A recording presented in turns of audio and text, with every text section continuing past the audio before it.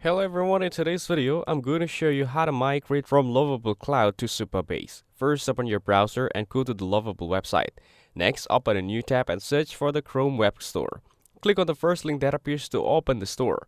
Once the page loads, click on Extensions in the menu to see the available browser tools.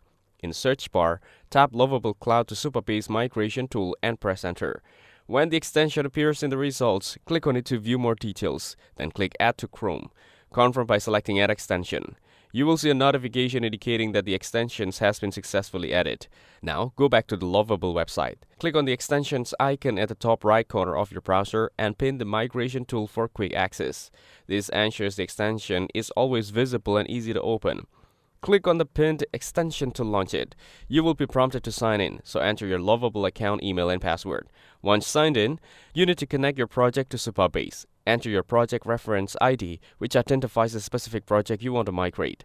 Then enter the personal access token from Supabase, which authorizes the connection. Finally, enter the anon key, which allows your project data to be safely accessed. Once the information is filled in, click Save Configuration to link your Lovable project with Supabase. Next, on the Lovable website, click on All Projects from the left-hand menu and select the project you want to migrate. Wait for the project page to fully load. Once it is ready, click on the extension icon again to open the migration tool.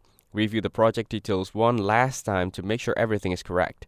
Then, click on Start Migration to begin transferring your project from Lovable Cloud to Supabase. You will see a progress indicator showing how the migration is proceeding. Once it completes, you can check your Supabase dashboard to confirm that all your project data has been successfully transferred.